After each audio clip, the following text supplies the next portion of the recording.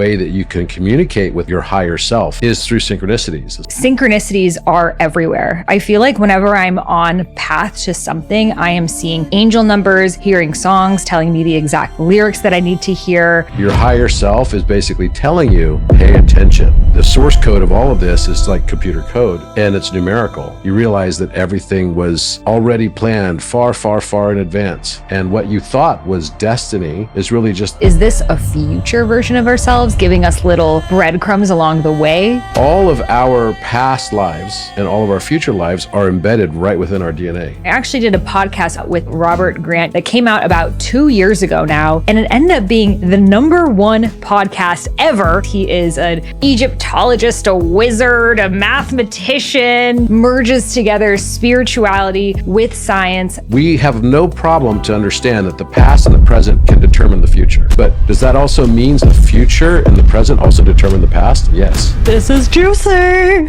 Does there ever come a place that we have nothing we're afraid of and can live in a state of bliss? I think the way that you can live in a perfect state of bliss is by... Just flow, surrender, let go. Yeah. Just flow, surrender, let go. I'm the one I've been waiting for. Just flow, surrender, let go. Just flow, surrender, let go. Just flow, surrender, let go. I'm the one I've been waiting for. Welcome back to the Highest Self Podcast. My name is Sahar Rose, and on this podcast, I love to talk about spirituality, but make it modern, fun, grounded, and relatable so it can actually serve your needs.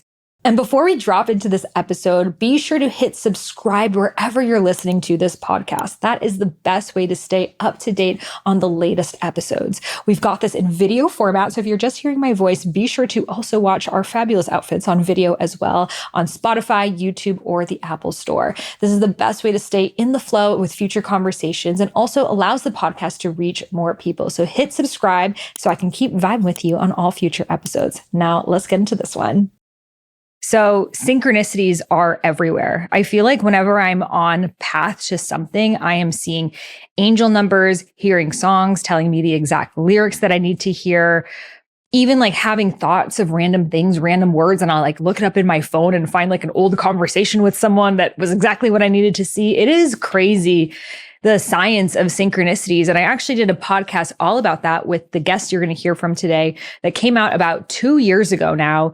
And it ended up being the #1 podcast ever in our 8 years here on Highest Self Podcast. So I want to introduce our guest today, Robert Grant. You might know him from Gaia TV's show Code X. He is an Egyptologist, a wizard, a mathematician, just like someone who truly merges together spirituality with science, math and music. And I mean, over 700,000 downloads on his last episode. I don't even know where the conversation is going to go today. So without further ado, welcome back, Robert Grant, #1 ever. You know, I'm totally shocked. So you've had some pretty amazing people on. I mean, you've had like Deepak, Sadhguru, everyone. Yeah, you've had everyone. You've had everyone, like literally Teal as well, I think. Yes. And yeah, you've had like amazing people on. Marianne, Don Miguel Ruiz. Yeah. But you're #1. Am I boosting your ego though? Is this bad for you? No. You know what? Am I going to make you a spiritual narcissist? We did talk about that last time. We did. Didn't we? Actually, I've got some new material for you on that too that I've just been learning and experiencing through myself. But we could get into that part of the discussion if you like. We'll see where the synchronicities guide us. Yes, so, of course. For people who did not watch that first episode or want a little recap, what are synchronicities and who is sending them to us? Well, the good news is they're basically from you. It's just the other side, the part of you that's behind the veil. You know, you could call it your subconscious or your unconscious mind. And it's the you inverse. I don't tend to believe that the universe is separate from each of us. I believe that it is us. And in fact, it's just what's being reflected in our outer world related to our emotions, those emotions that we have that are stored within us that we're aware of, as well as the emotions we're not even aware of. And it all just gets magnified in this outer world as a reflection back to us. And so when we see synchronicities and the source code of all of this is like computer code, it's very similar and it's numerical. And so as a result, the way that you can communicate with that other aspect of you, your higher self, as it were, is through synchronicities. So the synchronicities show up and then you're like, okay, and I'll know very often if all of a sudden, I'm driving down the street and I see a car in front of me that's got a license plate that says Alpha Omega 73, right? Which I actually will see that. It'll have AO or AXO 73. And I'll be like, And whatever I'm talking about at that moment is something that I need to pay extra attention to. Or whatever emotion I'm feeling at that moment is what I need to pay extra attention to. It's kind of like whenever you get, I'm sure you probably experienced this, one of those sort of extrasensory perception things where you'll get like chills up your back and along your arms and everything. You're like, ooh, and you just know that, wait, there's something more to this. And your higher self is basically telling you, pay attention. This is for you. And those synchronicities could literally be happening all around us, and we're just simply not aware of it. But I tend to believe that at the right time for us to find those synchronicities is when we start finding them and they find us. And that's when you start knowing that you're really on the right divine path for your life and for everything happening in your life. And you realize that everything was already planned far, far, far in advance. And what you thought was destiny is really just the free will of your higher self. So this highest self that we're speaking about, I'm curious in your perspective, is this a future version of ourselves that like knows the ultimate timeline and is giving us little breadcrumbs along the way? I tend to think that time is like a torus or a Möbius strip. Are you familiar with what a Möbius strip is? So do you remember when you were in like elementary school and they would like make these around Halloween time, usually they'd like take a strip of that kind of colored paper and then they'd make a bracelet around your arm with it, right? Well, if you twist the paper, right, you'll have a twist right in the middle of the bracelet. But if you twist it another half turn, so you end up twisting it, not 360 degrees, but actually 540 degrees. So you twist it all the way 540 degrees. Then what you end up with is a Möbius where it becomes like imagine a racetrack where you drive on one side of the paper, but because it's twisted, you end up on both sides of the paper, right? I believe that's what time and DNA actually is. So think about DNA, how it twists, right? And how it's this double helix structure. Well, all of our past lives and all of our future lives are embedded right within our DNA. It's literally accessible to us.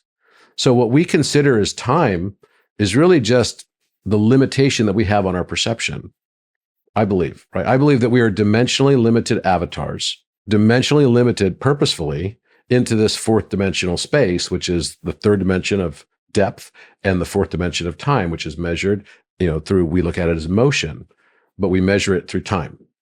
So what we consider then our past and our future is just another form of duality that we are persistently perceiving because we're only seeing time going one direction. We don't understand that the paper twists and that it goes both directions.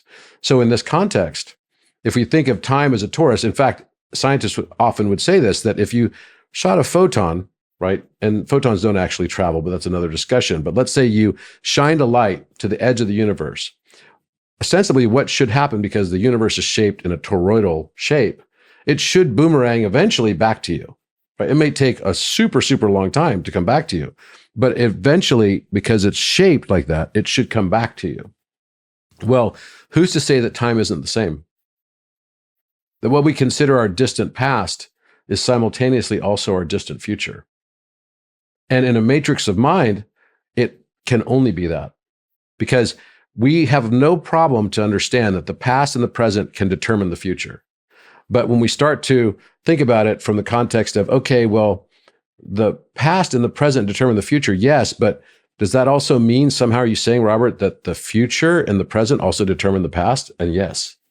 And I'm going to give you concrete examples of what I mean by that. This is juicy. Right? So when you've probably had something that's been terrible that's happened in your life, right? Mm-hmm.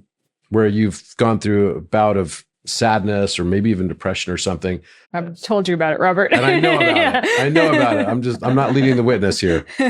But you've probably looked back on that at certain points in time and said, whoa, that was like the hardest moment of my life. But then with the benefit of some more time, it doesn't quite seem as bad as it was. And probably at a certain stage, you're going to be like, wow, I dodged a bullet. Right?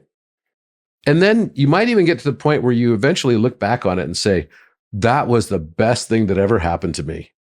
Period. Right? Are you at that stage now? Oh my God, so grateful. Right? So grateful that it happened, right? So what really changed here? Did history change? Well, for you, it did change because you went from saying there was the worst thing. When we first talked about it 2 years ago, it was like fresh. It was fresh and painful for you. And then when we met with Teal, you brought it up to Teal as well. And it was still so, it was bubbling under the surface kind of thing. But then, the next time I saw you, and I could tell each time you're lighter and lighter, and it's not weighing heavily on you as much anymore. And so what happened was you made an interpolation. You made an assessment based on your perception of what that moment in time represented to you. And that was the worst thing that ever happened to you. Going through a divorce and all that is tough. But then later on, with the benefit of time, you make a new assessment and say, that was the best thing that ever happened to me. Thank goodness that happened. I'd be in a loveless marriage, whatever, go down a whole litany of things. And yet the historical reference, what actually happened to you, didn't change. But in life, what happens to us is not what actually happens to us. It's what we believe happened to us. And so we make an interpolation. We make an interpretation of what happens to us, these events that occur. And everyone's going to have a subjective reference because everyone has their own, what I would call some sort of conditioning bias. Whatever that conditioning bias is will determine how you will react to this type of situation. As such, history changed for you. Because what was really the history? The history was the emotions that you felt ascribed to that moment in time. And those emotions, each one of us, are acting like blockchain validators and validating that emotional state. That's what the Akashic is. The Akashic record is basically everyone's different emotional states for what they believe happened to them. And as those emotional states get collected, you can actually change history by changing how you perceive what happened. And then history altogether changes. So the past determines the future, but the future in that context determines the past, because now your past and your emotional state is now no longer this sullen, heavy, very sobering discussion. It's now one of freedom and emancipation. History changed. And collectively, that's what's happening. Now imagine that we had certain periods in time in our history of a 24,000 year cycle, right? And we had certain periods of time in our history that, are like the Yugas, the Yuga cycles that would say, okay, this is a Satya Yuga, and Satya just means truth, right? So that's the period that the truth. And then you've got the Kali Yuga, and that's a period where it's like destruction and hardcore, right? Kali Ma, and all of the stuff that we ascribe that would be negative associated with that. All that's happening is we're going through these cycles of higher consciousness and access to higher dimension, the notion that time goes both directions. And then we have moments in time where we forget all of that because that's the game we wanted to play. It would be no fun for us to play a game where I'm omniscient, omnipotent, and omnipresent, and you are too. That's no fun. We wanted to play chess. I'd know the moves you're going to make before you make them. You know the moves I'm going to make before I make them. There's no fun in that game. Instead, if you think about like the best part of superhero movies, the best part is when they start figuring out that they have superpowers. And when they realize that they have these superpowers, then you're like on this journey of discovering what other powers do they have. Spider-Man can climb walls, but what else can he do? Can he shoot a spider web out or something? That's what we're going through right now. We're starting to realize that there are things that are embedded within our own DNA that are unrealized potentialities within each of us. We're starting to realize that even Earth has a 5D and possibly even a 6th dimensional history that we're unable to perceive because it's in the 5th and 6th dimension. Is that what Atlantis and Lemuria actually are? They're hidden from our vision and they're no longer in our history because they were in higher dimension. And as we raise our consciousness and go to higher dimension, then all of a sudden we start finding all these remnants of this lost civilization. You follow what I'm saying? We're dimensionally limited avatars, and we're here to learn through emotional states in this game that we call life that is a spiritual life simulation game. And that simulation game is meant for us to up-level our consciousness and remember and find all these abilities within ourselves, because that's the most fun part of the game. But without the contrast, without the negativity, without the darkness, without all the challenge, without the divorces, without all the stuff that happens in our lives, it wouldn't have the same weightiness. Because a fundamental principle of a successful spiritual life simulation game would be materiality and objectivity. That becomes the basis of the whole thing. It's like, okay, so we have to believe in materiality and objectivity. Well, as we start to ascend in our consciousness, we realize actually that the world is a lot less material and objective. And then we start realizing actually it's mental and subjective. And what I thought were facts were merely facets of a larger truth that I just didn't have access to. So every day I'm unlearning what I've learned. This informs our history, it informs our present, it informs our future. And if you want to change the world, change how you perceive the world. So you may have noticed from listening to this podcast, talking to your friends, getting to know different people, that there are many different types of spirituality out there. And even zooming into intuition, that we all connect to our intuition in different ways. So some people are like, I saw this vision of something and it came right through. And other people are like, I just knew it. Like I had a firm knowing that this was the truth. And someone else might say, I heard something in my ear, something whispered to me, or I received a download. And someone else might be saying, I had this gut feeling in my stomach. And you might be like, I don't know, I've had experiences with all of these. Which one is mine? So this was a really big question I had. What is my unique type of intuition? And that's why I've put together a free quiz that you can take in just 90 seconds to understand your unique type of intuition. So are you claircognizant, the person who just knows? Are you clairsentient, the person who feels things somatically in your body? Are you clairvoyant, the person that sees visions, dreams? Or are you clairaudient, the person that hears things? And then how can you actually integrate this into your life? How can you begin to trust your intuition? How can you begin to have a better relationship with your intuition so you know the difference between the voice of your intuition and the voice of your fear?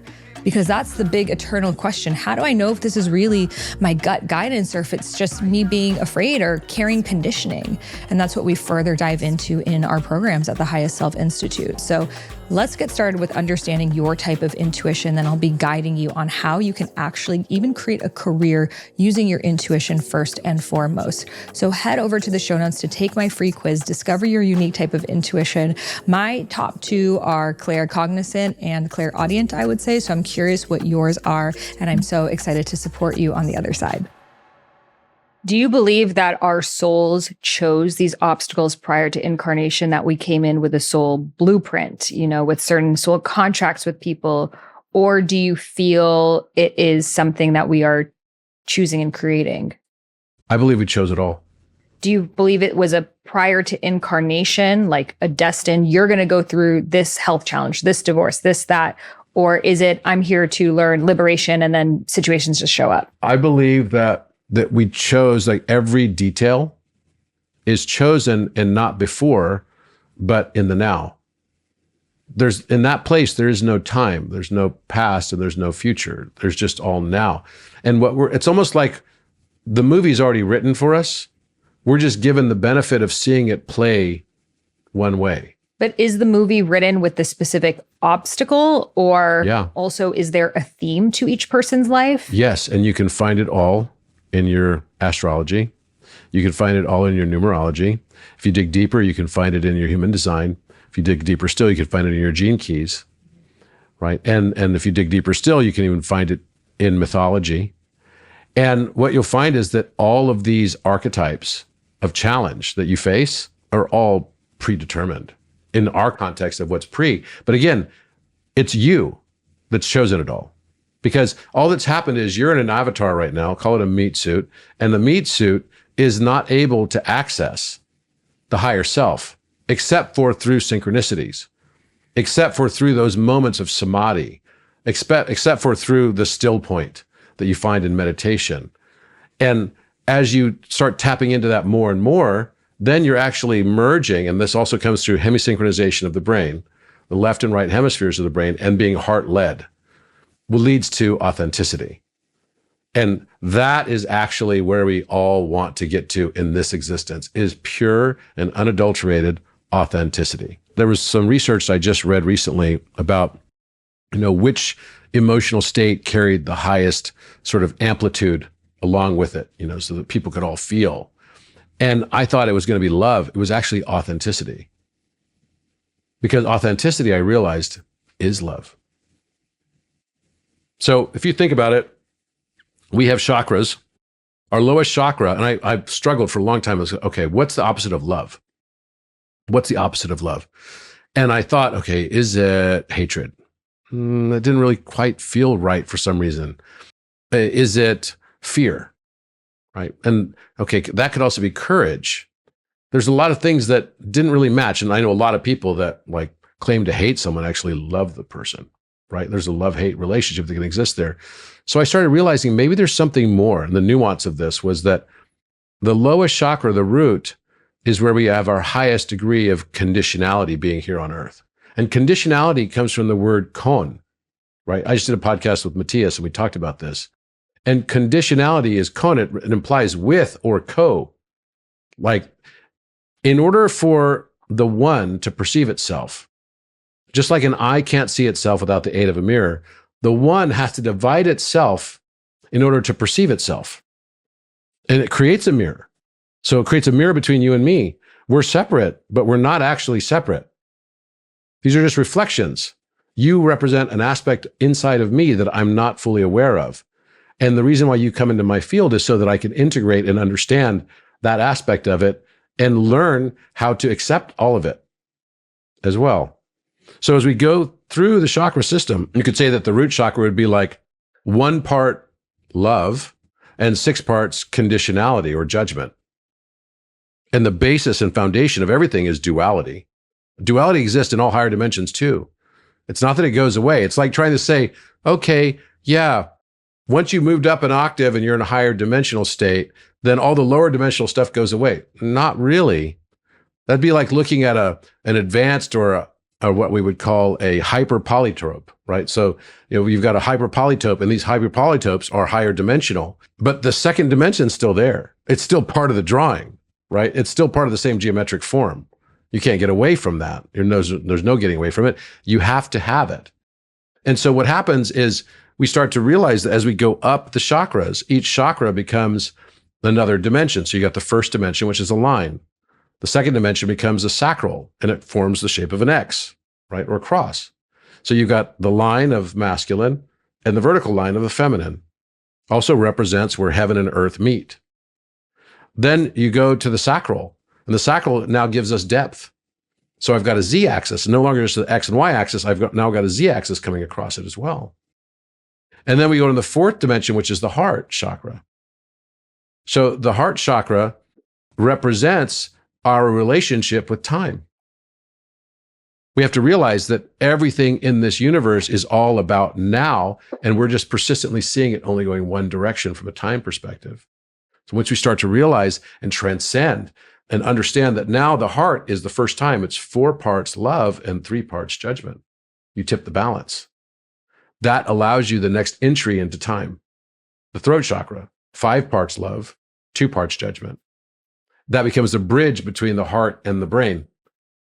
And that's when you start to get in the 5th dimension, the 5th chakra, the 5th dimension. So now you've got a pentaract, right? So you've got a tesseract in the 4th dimension, and you've got a pentaract in the 5th dimension. The 6th and 7th merge together. The pineal, the male, the pituitary, the female, they come together and form the crown together. And so now you're going into the 7th dimension, in effect, as a representation. It's not saying that we're going 7th dimensional. If you're 7th dimensional, you're not going to be here anymore, right? That's kind of the point. Those higher dimensions, I call them omnipotent, omnipresent, and omniscient. Would be 7, 8, and 9 dimensions. So each one of these different aspects of yourself are representing the degree to which you are transcending the duality and raising your awareness towards more and more unconditionality of love. And what is the ultimate conditionality? And last time we talked about narcissism, right? We talked about narcissism, and a lot of people got triggered by it. And I talked and said that I believe that narcissism is part of the critical path for anyone's ascension. They just don't necessarily know it.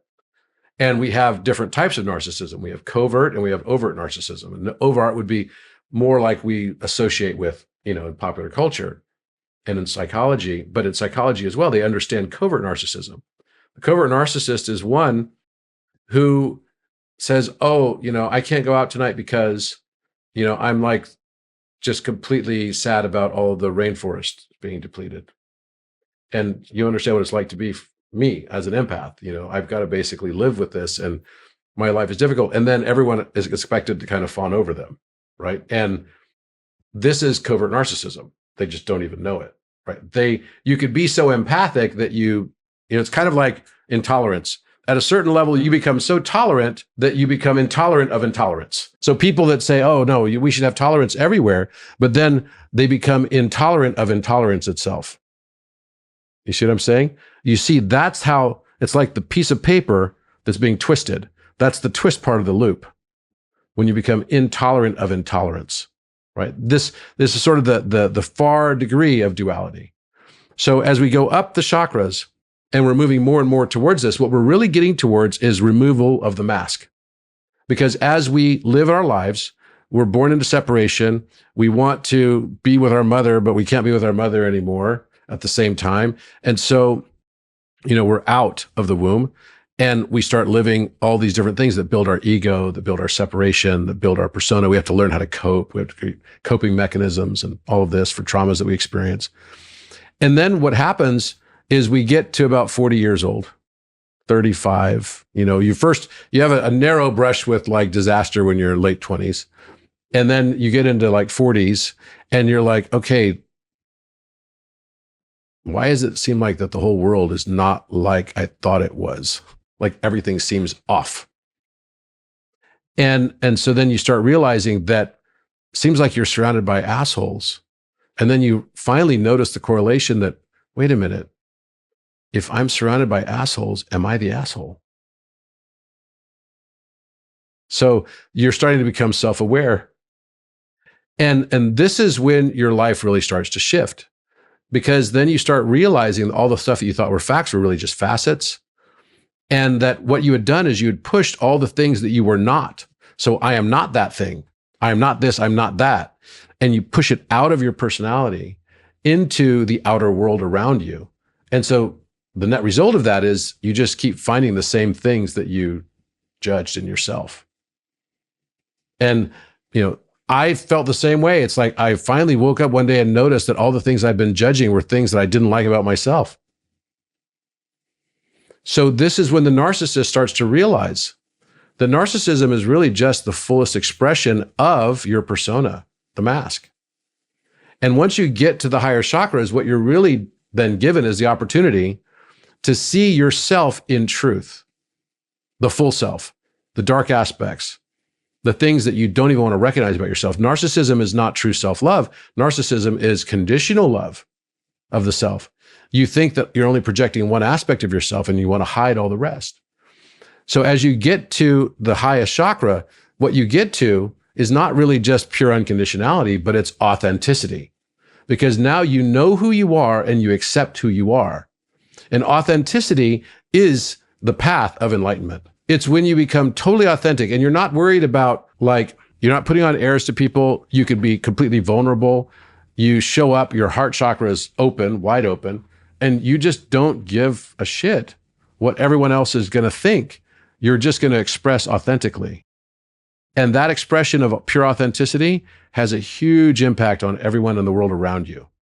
Because a lot of people, fall in this trap of saying, oh, I was so bad. I did all these things wrong. I'm not good enough. Therefore, I'm going to change. My family has all this karma. Did you know that, somewhere back in my history, they did really horrible things? So then they're like, I'm going to change my name.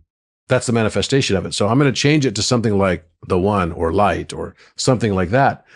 And because I don't want to associate with any of that bad part of my karmic history. I don't want to carry any karmic debt.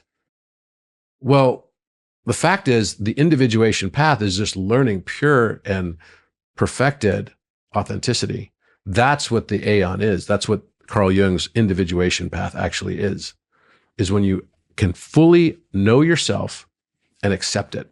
And it's not good enough to just say, no, it's unconditional love, love and light, love and light. No, that's not what this is about. Because if you don't know your own darkness fully, it's easy to say love and light. It's when you know fully your own darkness and can fully accept it and have experienced it in a spiritual life simulation game that is built around experiential learning, which is exactly what we're all here doing. So that's a long answer to your question, but narcissism is a core aspect of the path for everyone. The earth is becoming super narcissistic right now because we're about to fully awaken. That's what's up.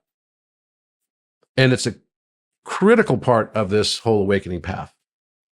It reminds me of spiral dynamics, where in each level of consciousness, there becomes a focus towards the individual and then a focus towards the collective, an individual and collective. And so narcissism would be this hyper focus on the individual. Now, the light in that is, I'm not talking about like clinical narcissism. I think what we're referring to is something that's in all of us, right? This spirituality can be inherently narcissistic because we're hyper focused on the self. We're analyzing the self, where our full focus is going inward to a level that it could be even obsessive, right? And I know this word narcissism can be very triggering, but what the medicine, of Wachuma really showed me was all the ways that I was a narcissist. And it was interesting because my dad was very narcissistic, but like more on the like actual like clinical route.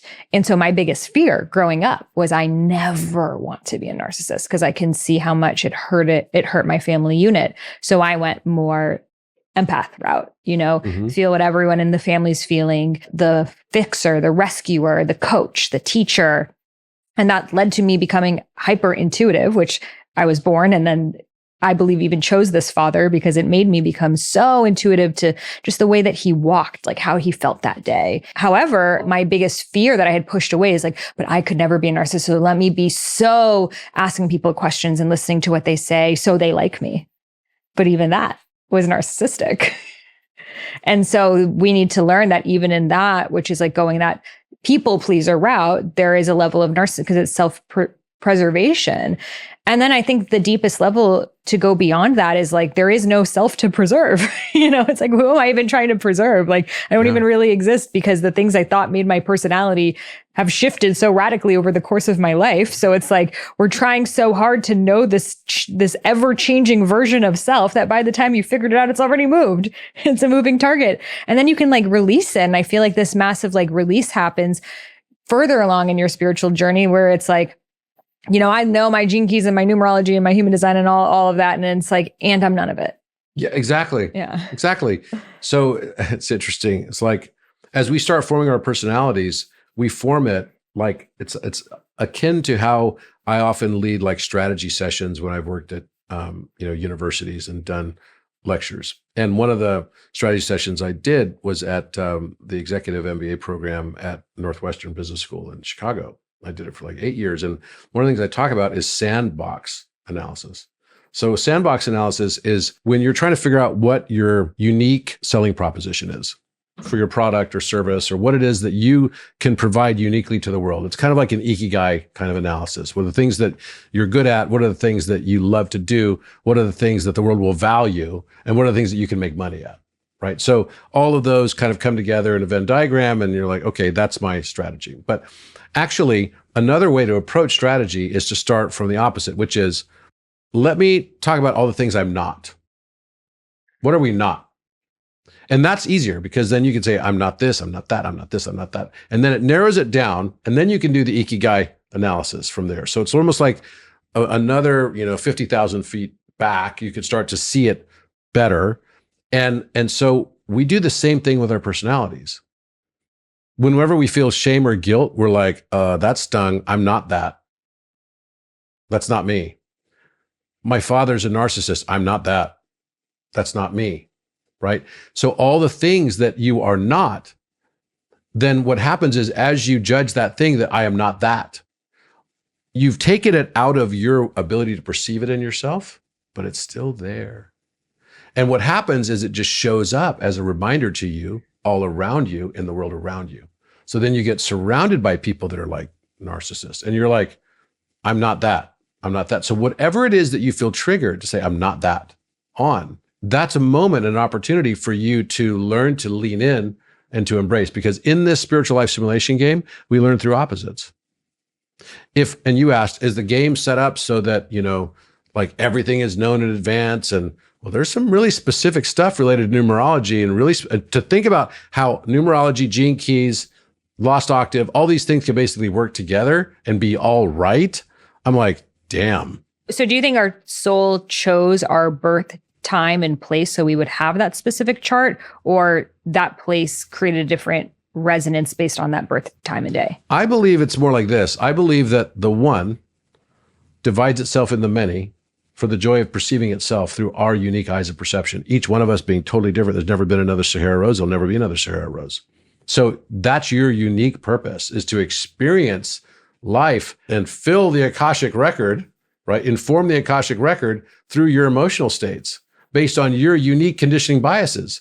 And as your conditioning biases evolve and your belief systems evolve, and you start to realize that the only cage that you live in is the one, your consciousness can only expand to the volume of the cage of your belief systems, whatever that is, right? And once you start to understand all these things, then you can start to see, hey, wait a minute, this has been me all along. I somehow chose all of this down to like abject level detail. But let's say there's a theme that you wanted to learn or you have noticed in your life. Let's say I wanted to learn unconditional love throughout my life. Unconditional love. Or maybe a better way to put it is not even unconditional love. Maybe it's authentic love. Truly authentic love. Love on top of the authenticity that was the highest amplitude of all of our emotional states. That's what it's all about. So if I'm here to learn truly authentic love, then I'm going to be inundated in my lifetime through the experience of opposites of that thing, because every time I judge love conditionally, I'm going to judge the negative aspects of it, the fake love, right? I'm going to judge betrayal negatively. And it's only through understanding that the moment that I finally can learn to accept and integrate betrayal and not have this immediate like recoil and say, I am not that. I would never leave a man down. I would never hurt someone like this. I would never betray them like that. It's only when you finally can recognize and say to yourself, yeah, I can accept the betrayal. I'm not condoning it. I'm simply accepting that it exists and that it must exist in order for there to be unconditional love or truly authentic love. The moment that you finally can learn to accept betrayal, when you see it happen to someone else or see it happening to yourself, is the moment that you finally learn unconditional love. Mm-hmm. And until that moment, you haven't learned it. So from that context, whatever you've chosen to learn and integrate in this lifetime, which I believe we are given that, it leads, along with our conditioning biases and everything else, to a cascade of events that are uniquely suited to each one of these archetypes. And I feel even different chapters of our lives are different teachings, Oh, yeah. So do you feel that some people maybe only learn one theme because it takes them a whole lifetime to really learn that theme? And some people maybe take the speed track of, okay, unconditional love, go through the betrayal, like really sit with it, feel all of the feelings, transmute it, that lesson learned, move on to the next one. Yeah. And usually what happens is the way the universe will deal with your emotions is that the things that you judge will simply continue to get attracted by you. So we'll attract everything we judge until we no longer judge what we attracted. So the world all of a sudden gets populated with all these things that you're judging negatively until you finally realize, oh, wait, this is just me out there. I know everyone's thinking, how do we become aware of what we're judging? Because we probably don't even know it. That's right. And one of the key aspects of this is to stop yourself when you do find yourself in a judgy situation. Like we know generally, right? Like, I was very much triggered by Donald Trump. Like historically, like super triggered by him. So if you're triggered by someone like Donald Trump, then look within, because there are aspects of Donald Trump that you want to deny in yourself. It's the nature of the universe. If someone is like complaining about other people being arrogant, usually the people that complain about other people being arrogant are the most arrogant. It's the, if you smelt it, you dealt it rule. And if you spot it, that means you got it. We're bringing them back to kindergarten, y'all. That's right. So if you call someone else out on something, that's not just some self-righteous thing.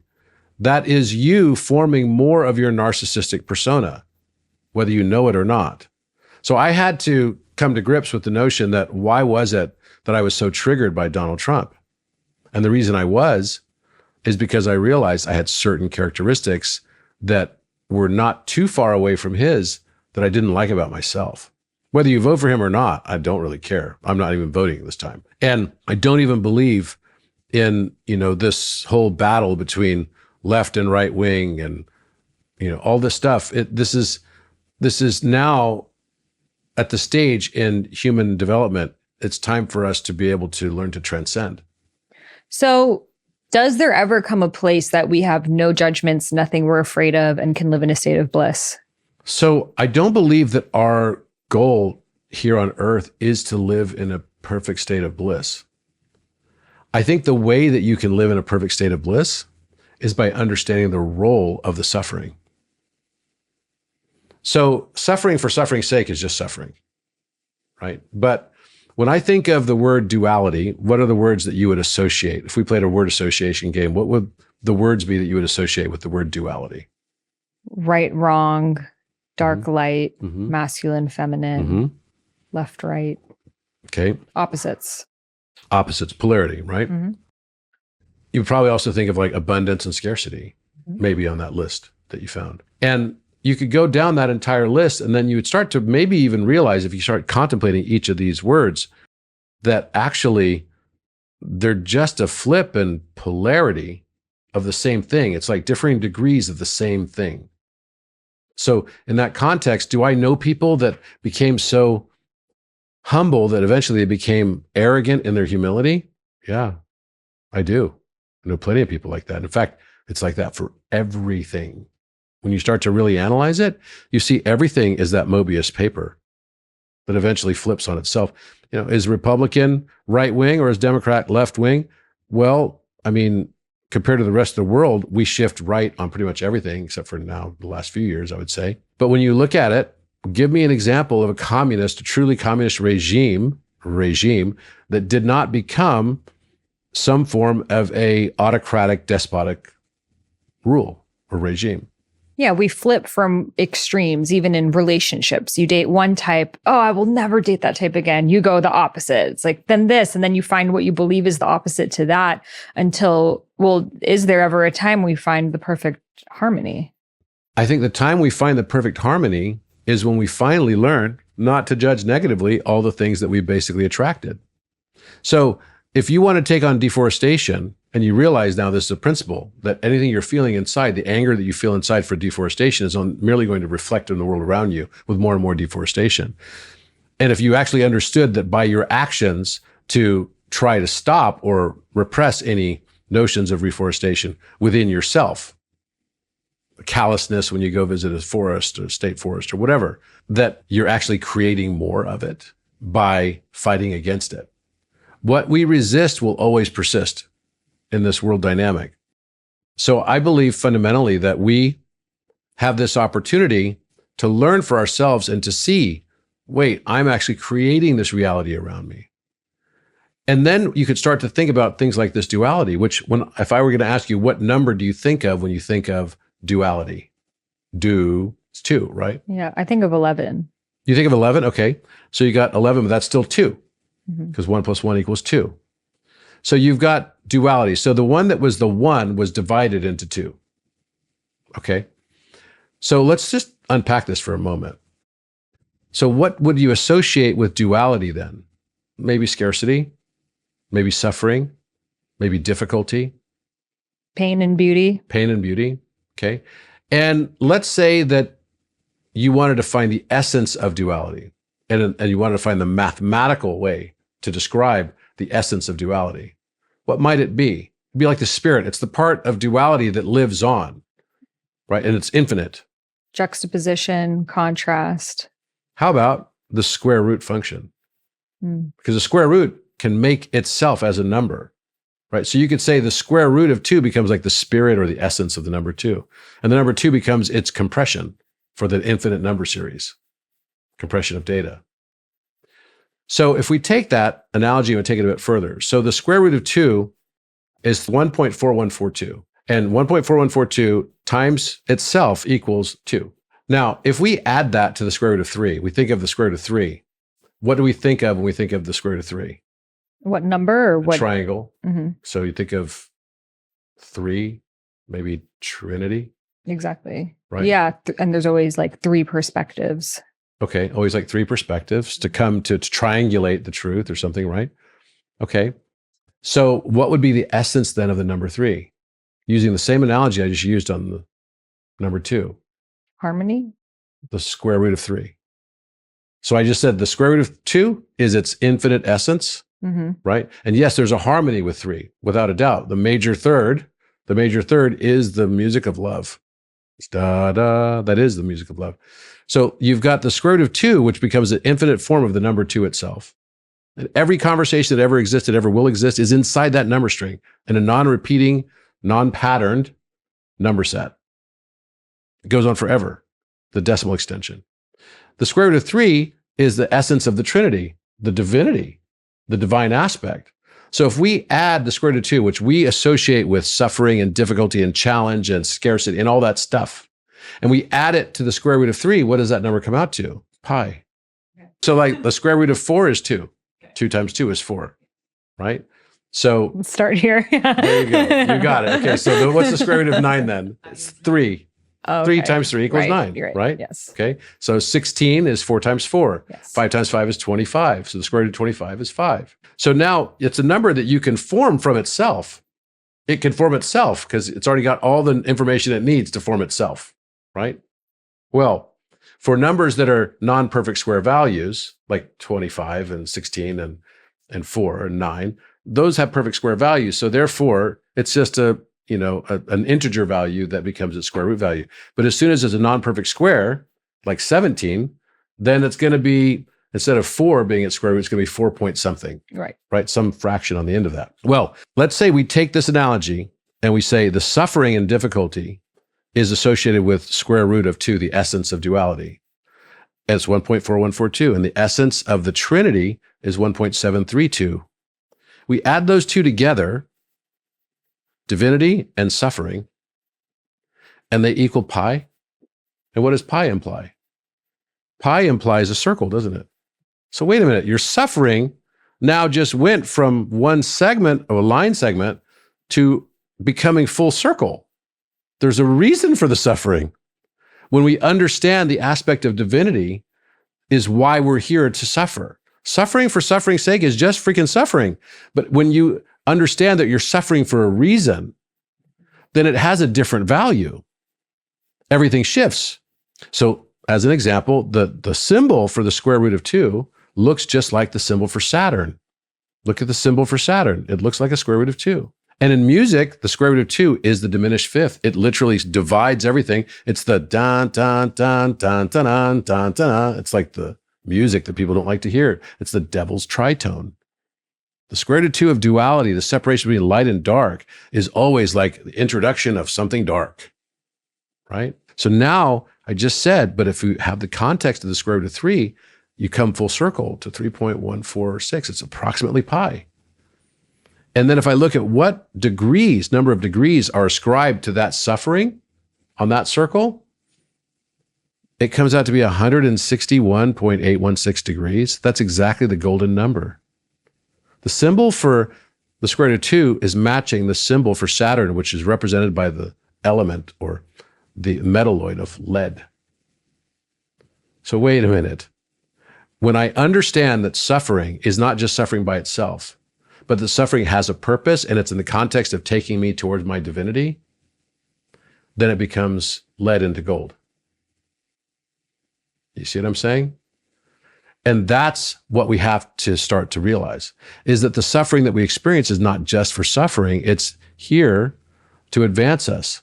So the most difficult heartbreaks, the most challenging of circumstances, the most, painful exercises are now seen in a new light, in a new context. Because your heart was broken, you found a higher authenticity within yourself. And that was a gift. that you never thought would be perceivable as a gift when you experienced it. You see what I'm saying? How history changes. So in that context, anything that happens to you, you now can start looking at it and saying, this is my path to divinity. And it's teaching you I remember when my heartbreak happened, even though I did not know how, and I did not know all this math stuff, I was like, this heartbreak is going to be the very reason why I have the truest love in this lifetime. And if it wasn't for the heartbreak, I wouldn't have gone on the path of the love devotee, really diving into it to the level that I have. And I had to learn the inverse. I had to learn the suffering. I had to learn the pain. I had to be brought to my knees. The heart literally had to be cracked open to open, right? You've got to break something open. And I feel that a lot of times we want the path to always be easy. You know, that's like the Abraham Hicks, like spiritual thing that's often gets us like at first interested of like, well, if I'm going to do spiritual things, because then I will like always live in a state of ease and it will always be, and we wouldn't grow. We wouldn't learn. We would actually live in the highest form of suffering without these, you know, forgings in the fire. You know, and it's like what you spoke about. It's the process of alchemy that the ancient Egyptians were speaking about for thousands of years of bronze needs to go through stages, right? It needs to, and you know, all of the stages more in depthly, but that bronze turns into gold, that mud turns into lotus. And so when we're in the experience of the pain, of the suffering, of the thing that seems so unfair, I feel the way to quantum leap time is to ask ourselves in that moment, what is this teaching me? If my soul chose this right now, why? And then all of a sudden you start to get really curious, and then your worldview on it expands. And then you're like, oh, this is a really unique curriculum my soul signed up for here. Well, I wonder why I'm in this masterclass. And, Exactly. And then it's like, I must now experience what's on the other side of this. Betrayal, I'm going to experience trust. And I do find as we get more in tuned with the subtle energy, it doesn't need to be so bleak, right? It doesn't need to be this like huge like thing you didn't see coming. I feel like those are like the ways that we can start to speak the language of the universe. And then it starts to feel into this like subtle little contraction, you know, and then we can adjust that contraction. We can have that expansion and then continue to kind of like move through life as like, you know, the Pac-Man games, and they're kind of like bumping and bumping. We're kind of like bumping through the resistance rather than like getting stuck in one point of the resistance. Yeah. And this whole thing is the path to this higher authenticity. And, you know, being able to perceive that, yes, what I'm going through is difficult. You know, this year's been a crazy year for me, but in the last couple of months, I've had probably some of the hardest 2 months of my life. And I went through a major heartbreak, and I'm still going through it. And it's, you know, I did a podcast on it. For those of you that are interested, go check out my podcast. And I did it with my ex-girlfriend as well. And it was very painful. And who knows, we may end up back together again. I don't know, right? I really don't know. But I'm grateful that it cracked my heart wide open, because the heart really, it breaks so that it can expand. The ego permanently breaks. So it's like each time you experience this, you realize that you're going through, as Richard Rudd puts it, a series of softenings where your heart expands through heartbreak. And that expansion continues to the point where you start to perceive and transmute pain that you experienced into higher purpose. That's when you can experience bliss all the time. And so you're resilient. Doesn't matter what circumstance you're facing, what you end up doing, you can find bliss in that moment. It reminds me of this movie, The Last Samurai. It had Tom Cruise in it. I don't know if you saw that movie. But at the very end, I can't remember the name of the actor, Watanabe or something, but he was this Japanese actor. And he's getting killed on the battlefield, and the sakura, which is a cherry blossom, it only happens like 2 weeks out of a year in Japan. I used to live in Tokyo. And we'd wait for the cherry blossoms to come. It was really beautiful. And the wind picked up this cherry blossom until like was starting to float right in front of his face. And he was in the process of dying. And he just looks at the cherry blossom. He's like, perfect. And then he dies. It's like classic Japanese style, right? Death. Right? You get to have an honorable death type of thing.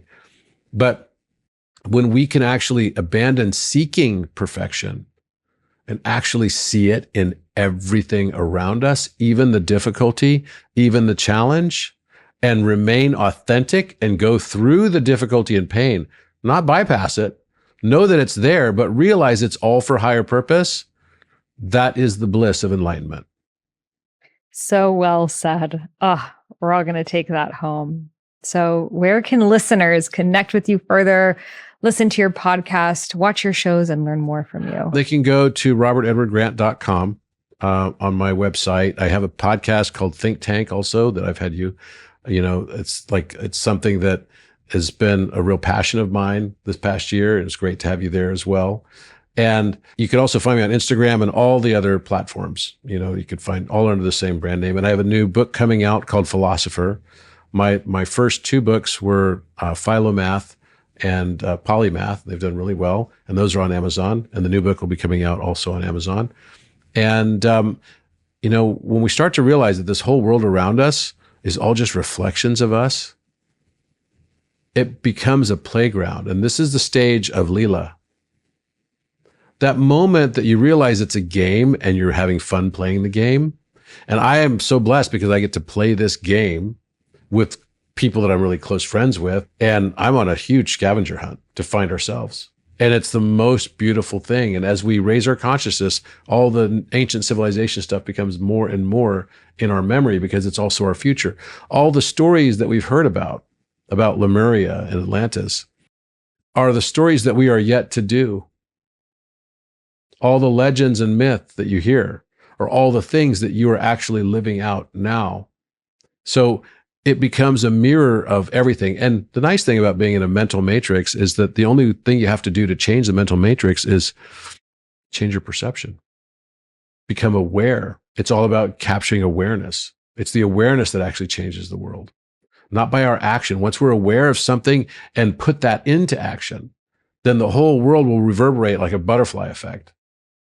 And that's what we're experiencing now. And it's so beautiful. And it's going to be, I'm not going to lie, it's going to get kind of crazy over the next few years. It already is, because this is just part of the transition we're going through to a new earth paradigm. And it's earth, U-R-T-H, it's like the little cafe. This is a new earth paradigm that we're going to be going into over the course of the next 5 years. And the dividing line between those who have chosen to experience more duality, and it's not bad, because we need the people who have decided to experience more duality, because it's only through the opposite of actions, right? So every action must always have an equal opposite reaction. That's Einstein, that's Newton, and several others have said that throughout history. In order for certain people to ascend, certain others have to decide not to. Their path here in this environment, in this circumstance, is not yet to ascend. So they're just going to be here longer. And by the way, when we die, we can't wait to come back. Earth is not an escape room that we're meant to try to get out of and escape out of, like some escape room in downtown LA. It is either heaven or hell. And it's by our choice that we make that. And I know that sounds so difficult for some people to recognize, but I've known people that have been born in the most challenging of circumstances that found their way to make that world heaven. And it's not financial success. It's not having and having not. It's not what I'm talking about. I'm talking about lasting, real satisfaction and contentment. When you don't need anything, you become the wealthiest person on earth. So to me, this is the stage that we're going through. And because some people have chosen not to ascend and other people have chosen to ascend, it enables those who have chosen to ascend to ascend. One has to happen. It's like a seesaw. It has to be this way. And that's what we're experiencing right now. So I don't even judge the people that are going to continue on in that paradigm. Because they provide us with the contrast. They provide us with a contrast. It's not an escape room.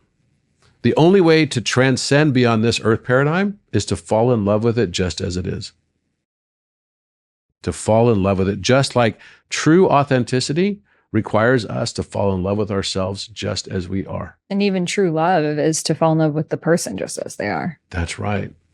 That's the panacea. That's what everybody wants, right? That's this mythical goal. And we want to see if it's possible, if love could be chosen like that. And we can just choose it right now. And we could choose it with everybody on earth. We're all just divisions of this number one that has chosen to divide itself so that it can perceive itself through our unique eyes. And relationships become the most critical aspect of this whole thing, because relationships form the mirror for us to find the things within ourselves that are triggering us. And the things that trigger us within ourselves are the things that's where we're going to turn our attention to work on and learn to integrate and accept within ourselves. Same thing. All the things we get triggered in the outside world, those are the things that we have to start to look within and see, why is it that triggering me? Instead of asking, why did something happen to me? Ask ourselves the question, why did I choose this? And then earth, life, becomes a beautiful existence. And that's where the cycle continues. It will continue for some in one way, and it'll continue for others in another. And the division line of who chose to do what is going to be a line of authenticity. It's all going to be about authenticity. And I feel the opposite of judgment is also preferences. And to drop all of these preferences we have, which are the ego's need to control, of like, well, I need this to be this way. I need my relationship to be this way. I need to be da-da-da. And it's like, those things make us miserable. If we just truly just let go and whatever is perfect, then we're free. Judgment is a source of suffering. But suffering, paradoxically, is the source of enlightenment. So I guess keep judging to get enlightened. When you stop judging is when you no longer attract those things.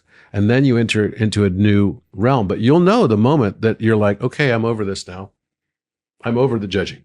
I want to accept myself. It's not about I want to accept the world around me. It's I want to accept myself. The moment I can accept myself is when I can stop judging the world. The moment I can fall in love with myself is when I can fall in love with the world. You can only love others to the capacity level that you can love yourself. And to love those ugliest versions of ourselves that we've created all of these masks to hide. Yeah. We create all these masks. And so the ultimate, that was the whole metaphor of COVID, right? The whole metaphor of COVID and the pandemic was really so that we could realize that we're all wearing masks. And we all thought our truth is the objective truth. You know, I can't believe how easy this is. You know, what an easy world this is. I used to say this about my parents when I was 15 years old. I was like, wow, I woke up this morning, my parents just became really dumb. And they don't know anything and they can't judge things right. Of course they have to vote Republican, or of course they have to vote whatever. And they should just get rid of anyone who's, you know, murderers and everything should all just be, you know, punished, and we should have capital punishment. And it's all black and white. And when you're very young, your life becomes one of very black and white orientations. And then you finally get a little older and you get to 22. And I was astounded how smart my parents became in the last 7 years. And Mark Twain, who says this too. Then when I was 30, I was like, wow, my parents are genius. Oh my gosh, how they've navigated so well. And I got into my 30s and 40s. I realized that the world wasn't blacks and whites, or black or white. It was shades of gray that then became shades of rainbow colors, that then became 16.8 million colors on a high def screen. Then became psychedelic colors. It's interesting you brought up colors, because my dream last night was a teaching around that we're born on the trajectory of a rainbow, and each color is a different lesson, season in our lives. Yet we can start to create our own rainbow by having more awareness of the color, diving deeper into the color. That's how we create the micro colors, the turquoise, the fuchsia, the magenta, by really being in that, by noticing the texture, feeling it. Whereas most people are just like, this is my life. I'm born, I'm this, I'm that. And it's like, to really go in that deeper journey, then you start to make these new rainbows of colors that have never existed before, these psychedelic rainbows. And so it's interesting, because I was like, I wonder if that's going to come up in anyone's discussion today. And I think in life, there is just no one. It's seasons, it's chapters, and we're never aware of the chapter that has passed until it's long before us.